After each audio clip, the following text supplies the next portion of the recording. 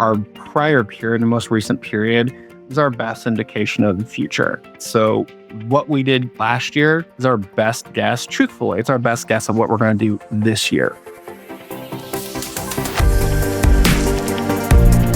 Welcome back to CFO Weekly, where we're talking with financial leaders about how to build efficiency in their teams, create time for strategy, and ultimately get results. This podcast is brought to you by Personiv, the trusted leader in finance and accounting outsourcing for over 30 years. See how Personiv's customized solutions can help you streamline your operations with teams that start as small as one. Visit the website at personiv.com to learn more. I'm your host, Megan Weis. Let's jump right in. Today, my guest is Travis Grundy.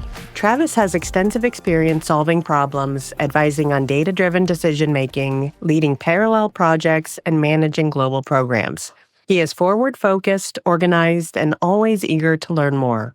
Travis served honorably in the U.S. Army, published over 100 books while leading Zharmae Books, lit up the Hoover Dam turquoise for National Women's Lung Health Week, and has served on the St. Paul Police Oversight Commission. His scholarly research is focused on the economics of disparity and its practical impacts on business and education. Travis, thank you so much for being my guest on today's episode of CFO Weekly. Thank you for having me. Yeah, I'm looking forward to this topic. Today, we're going to be talking all things budgeting and forecasting, which is timely in today's complex business environment. So, Travis, I'm looking forward to learning about you and your experiences. So let's jump right in. First, just so that we have a bit of background about you, can you just walk us through your career to date? It's kind of been all over the place, being honest. I started out in the military and worked as a paralegal first in time with the military, left the military and went and worked for the federal government first in time, did special events for them at the Hoover Dam and had some pretty exciting wins there. Started a publishing company, did that for 6 years almost. That was pretty interesting. Went back to school, got a couple of masters, left school and started doing some kind of side work as an economist and worked for a mental health provider, which is, again, pretty different. And then found myself here with Adventum. We are a fractional CFO. Really have been all over the place. I'm just curious, what'd you do with the mental health provider? Were you a therapist, a counselor? Oh, no, I am not that amazing. Those people, they're the real gems. No, it was actually my very first pure finance role. And so I was their enterprise FP&A and all of their finances. So what was the turning point in your career that sparked your passion for helping businesses to improve their financial strategies and decision-making? Honestly, I like to say it's because I'm greedy and, I like more money and, I like to help other people have more money. Truth is that I think that there are more opportunities for small businesses, medium-sized businesses to make better decisions when they're budgeting, to make better decisions when they're planning, when they have an idea of what, they want the future to look like. I think if you're not making the best possible decisions, then you're really not making decisions at all. You're just kind of rolling with whatever is coming your way. And I'm just curious, but how was it transitioning from the military into the business world? And what lessons from the military did you bring with you? I guess from the military, you get a sense of duty and a sense of responsibility. I think that sense of doing whatever is necessary to get the job done and being responsible for what you're putting out is probably what I've taken, most from the military. Obviously, I went in, to the military to serve my country, and I've always felt very proud of that. But I don't know. I don't know if there was really a direct connection between the military and business. It felt like a pretty clean transition for me. I always liked making money, and I think that's really what drew me into business more than anything else. And with your experience advising companies on data-driven decision-making, how is it that you personally approach the budgeting process in emerging companies, particularly when resources are limited and these companies really need to be flexible and agile? My general approach with budgeting is more of a bottoms-up approach. I think that when we understand our unit economics, we understand what we're spending and we're kind of open about it, then we can kind of start to have a real conversation.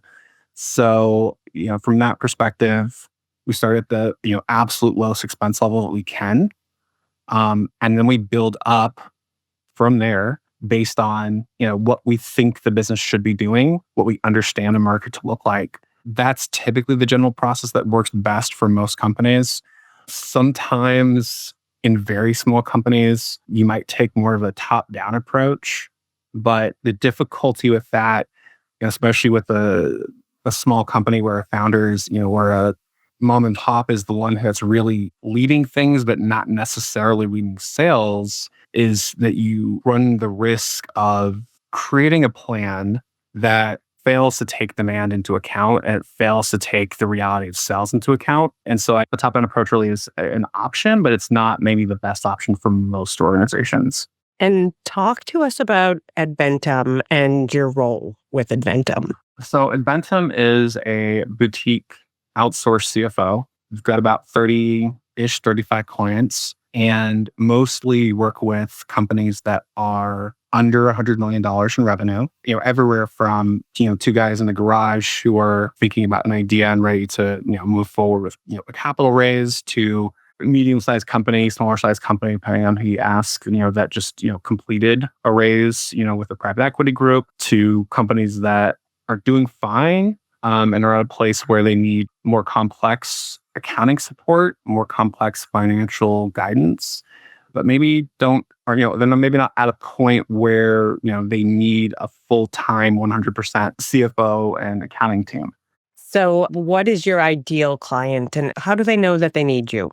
I don't know if we have an ideal client. I would say that we're available for people that need solutions. I would say, if you're at a place where that you need accounting and finance support, but you aren't in a place where you necessarily are looking to spend for that, that's probably the sweet spot where we come in. But, that being said, we have clients that are, in turnaround situations. We have clients that unexpectedly lost their CFO or their accounting team, and we're brought on very short notice to help them through that process and that transition. That's a hard one for me to say that we have an ideal client in general. And how many years have you been with Adventum? I am going on 3 years.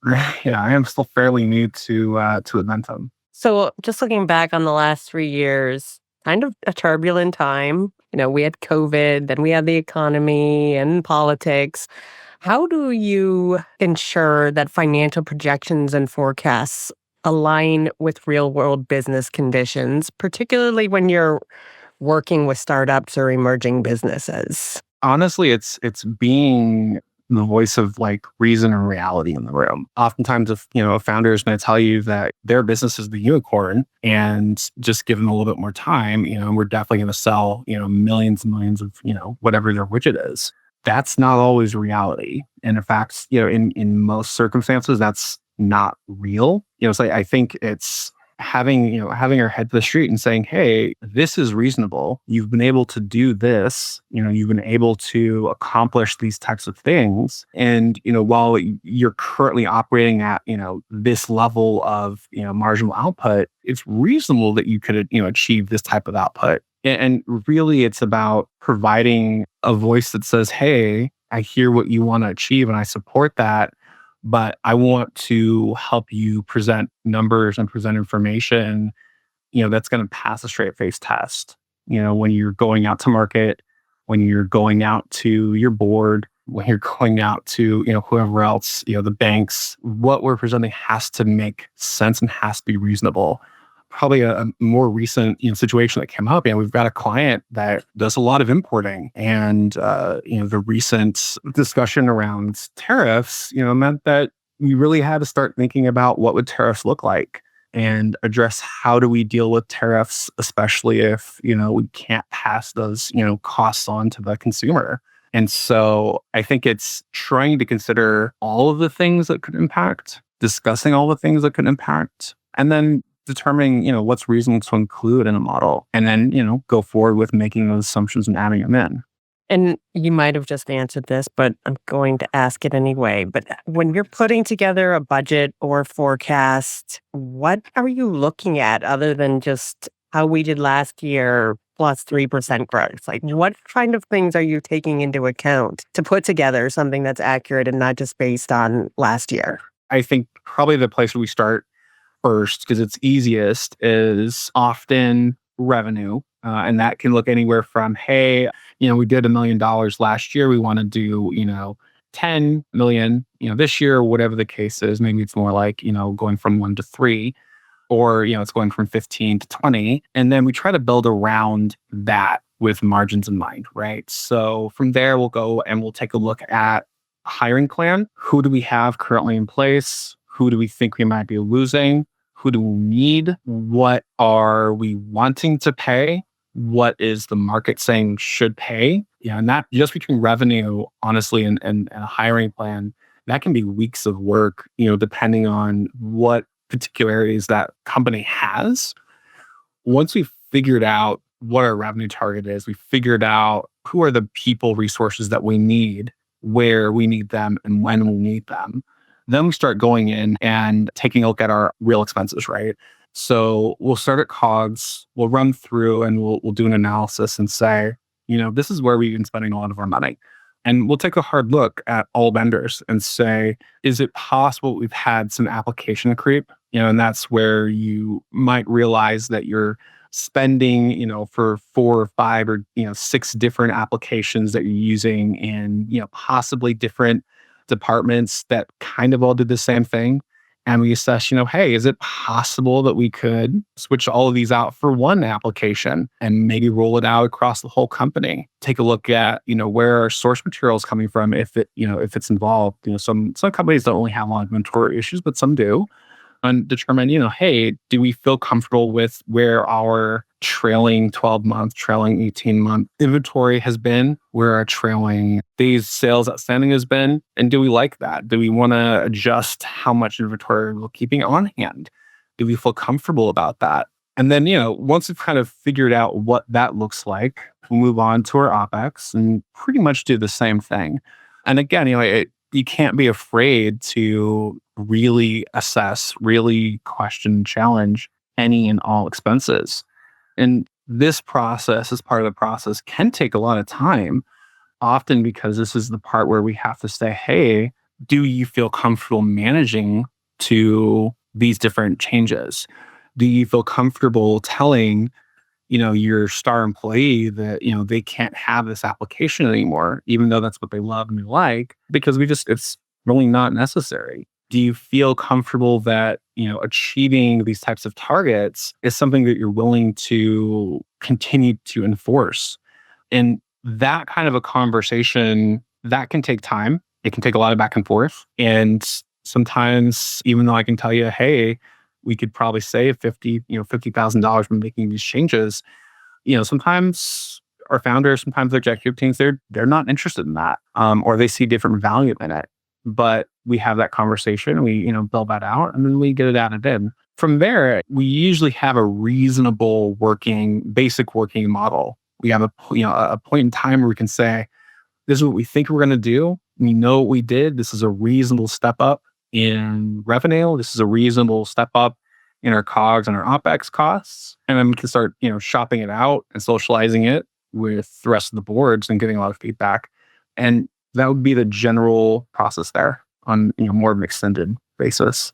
And once you've put all this time and energy into creating a budget or forecast, how do you make sure that it's used as a financial tool to enable business strategy and not just something that, is looked back on 12 months from now and a comparison is done, but it's really used as a tool? First off, you have to socialize these budgets with everybody in the organization that can impact your expenses, right? And your revenue.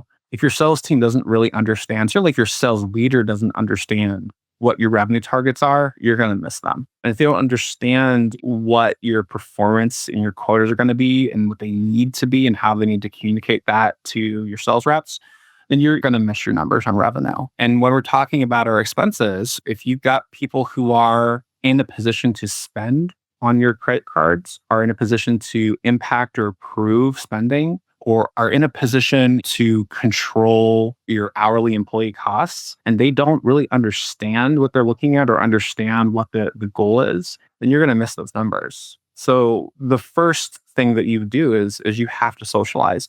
And that can be, listening sessions, that can be presentation sessions. Usually, if things are going perfect in a perfect world, we're finishing a budget by Thanksgiving. And, between Thanksgiving and Christmas, it's being socialized and are, answering questions and, getting ready to move forward. That's perfect. And that doesn't really ever happen. So I think the first part is you socialize it. Once you've gone beyond the point of socializing it, you have to use it to benchmark against your actual performance. So when we're doing, reporting on a monthly basis and we're doing our variances against, the month and the quarter, the year, things like that, and variances on KPIs that we're tracking, like that has to be done monthly. It has to be a conversation where you're looking at, you're saying, hey, you spent, an extra $10,000 here that you didn't want to spend, didn't plan to spend. Why did you spend it? So the back half of that on a monthly, kind of reportable basis is evaluating not only with leadership who's responsible for these numbers, to a board or to a bank or to other investors, but checking in with the people who actually have an ability to impact your budget and saying, why did you allow this to happen? Why did this happen? Do you recall that we had these limitations in your particular departmental budget? What happened? And now that we understood what happened, what is your plan for next month to avoid it happening again? I think it has to be an ongoing conversation and a frank conversation. Hopefully, if everything is going well, it's a relatively pleasant experience. That if things aren't going well, sometimes those conversations might be a little contentious, but they still have to happen.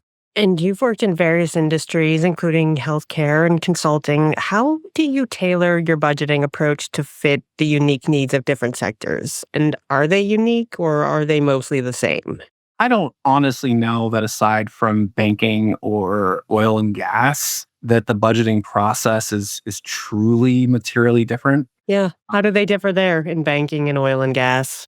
Well, with banking, how they do budgeting is just different in general, right? How we would approach budgeting in a bank is really around the ALM. And that process is a much more complex process. And around oil and gas, it's really about the reserves, which again is a very different process. You're going to have probably more depreciating assets or different types of depreciating assets. So it's a bit more complex. For most other organizations, really the defining factor is, do we consider this business to be a product business or to be a service business? And while there are certainly particularities in how you might report information, I'd be really hard pressed to say that the general process is very different. I think that the biggest difference truly is when we're talking about trying to understand inventory purchasing and inventory on hand and our expected demand. That itself is probably more of the defining difference than anything else. The general approach, I think, across most businesses, how you approach it, what you do, and why you do it is generally the same. I think I might caveat that with the process for budgeting and planning is maybe a little different for very, very small companies where maybe just a founder, and a handful of people that are contracted, on part-time basis for different types of work for the company. I think that maybe is a little bit of a different project in that it's streamlined and there's less people that need to be involved versus most other organizations where the back and forth and the approval can be something that takes weeks or months in some cases. And I'm not sure if you'll know the answer to this or not, but just along the lines of oil and gas or a commodity business where, you don't have pricing power, prices kind of just dictated to you by the market. How can you put together a budget in a situation like that when you don't know what your price is going to be? Related to oil and gas, I'm not sure that I'm the right person to answer that. I would say maybe more generally, if you're talking about a business that doesn't have pricing power, they're not a large business, they don't have an ability to really control the pricing, they are taking the price. From there, you have to start using the rest of your KPIs and the rest of your sources to make those decisions, right? So hopefully you have enough ability to determine or know what you are wholesaling your products for. And I think really we're talking about product business, right? So we have an idea of what they're wholesaling the products for. If they have an ability to retail the products, then hopefully they know what they're pricing on that. I think in that case, it's more important for us to understand what our target margin is, and historically, what our historic demand has been and what seasonality looks like around that demand. I think if we have that information and we have enough information to determine what our sales performance or sales staff and our pipeline can look like with those, I think that's usually enough to get a reasonable estimate for what the year ahead is going to look like, assuming that our sales numbers hold through and the bookings from sales people hold through and that the variances during the year are consistent with our historical seasonality. I think that that's usually enough information to get a reasonable estimate for a year ahead. And then obviously we would check that against prior performance. Does it seem reasonable? Does it seem consistent? And, is it generally heading towards or supporting, the direction that we need this to go? I think that that's probably the best way to go with that, with the caveat that that's where we start getting into more of the art versus maybe the technical skills of FP&A. Thank you for that. So data-driven decision-making is a cornerstone of your approach. How do you utilize financial data and analytics to improve the accuracy of budgeting and create actionable insights for the leaders you work with? Thinking about economics, we would know that our prior period, the most recent period, is our best indication of the future. So what we did, last year is our best guess. Truthfully, it's our best guess of what we're going to do this year. Keeping that in mind, the way that I would use data to make decisions or to help other people make decisions, it's really about, at least for me, it's about looking at and saying, hey, these are the myriad KPIs that we're tracking. And, it's anywhere from 3 to 20, depending on the organization. When we roll forward this forecast for the next year, are we seeing similarities that make sense in those KPIs? Are they holding steady or are they moving in a direction that we would expect it to move? And are we seeing, a lot of choppiness in that data? I think it's also worth looking at individual GL line items and how much is it on a percent basis they take up compared to others. Are we seeing significant expansion where we may or may not have expected, or contraction in that case? Those would be kind of what I would look at. Generally, for most organizations, I think it's good to have basic financial KPIs as a benchmark to kind of make sure that nothing is really wild, really all over the place. But with KPIs, especially like tech companies, things like that, or inventory companies, DSO and ARR, those are better metrics to use than anything else. So I think that it's really a variety of the tools. And it's overall, what are they saying? How are they looking? How are they trending? And that's more of a collaborative effort with them to say, these look like they're reasonable. They look like they're trending in the right direction. They, look like where we want to achieve, and they're supporting reasonable margins. So these appear to be reasonable versus, sometimes you have a founder or a leader who says, I really want to hit this number and I think I can hit this number. We test that out and, sometimes it still looks reasonable and sometimes it doesn't. But I would use KPIs as a guide to help drive that conversation. And are there any tools at FP&A or other that you're particularly enjoying at the moment, maybe for data visualization or analysis? Any FP&A tools out there that you're fond of? Oh, there's Excel. I don't know if anybody can get away from Excel. I don't think so. I don't think that will ever happen. I guess you could try, and we've definitely, there's definitely been some tries. There was one tool I tried.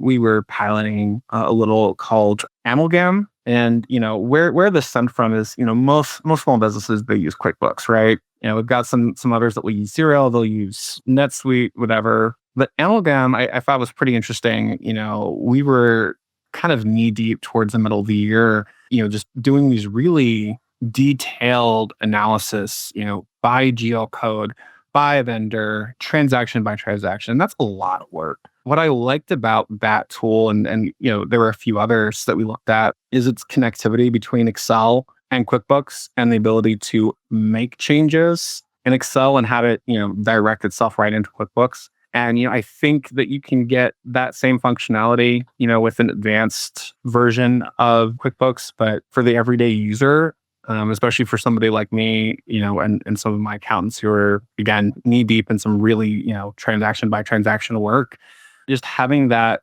ability to make a change in Excel and have it appear in QuickBooks, I mean, that's a game changer. So I don't know if that's something that we'll continue to use necessarily, but for talking about not Excel, that was a pretty interesting tool. And last question, but looking ahead, what do you believe will be the key trends in financial planning and budgeting for businesses over the next 5 years? I mean, we have, we were discussing Chat GPT, generative AI. Where are we heading with all of this? I don't think that we're at a place where Chat GPT or generative AI can think for us yet. I think that we're moving towards maybe a demand from investors, from boards, from banks for real numbers, less aspiration. So I think from a general approach to forecasting, I think you're going to see more of an emphasis on what is the real number you can actually achieve. Whether it looks kind of ugly or not, can you actually achieve that? And I think you're going to see more emphasis on holding people to achieving those numbers. From a generative AI perspective or, a use of Chat GPT, I think we're going to move towards a point eventually where we'll be able to communicate information into Chat GPT or into generative AI or whatever that tool might look like and explain, hey, we want to see this type of trend, this type of growth over this time period, and have it give us a starting point to start analyzing and to start having conversations from. I think that there are a lot of people that get a hunch and they're really good, at following through on those hunches and making sure that they come to fruition. But until we are able to figure out a way to actually code for that hunch,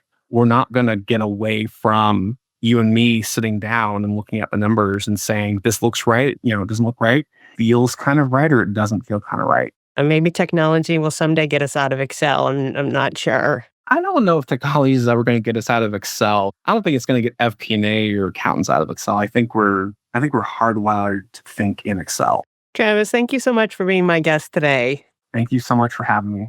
I really enjoyed speaking with you, and thank you very much for finding the time to be here with us today to share your experience and knowledge, and I wish you all the best. Thank you so much, Megan. And to our listeners, please tune in next week, and until then, take care. You've been listening to CFO Weekly, presented by Personiv. Please subscribe wherever you get your podcasts to hear all of our episodes. Want to learn more? Check out personiv.com. Thanks for listening.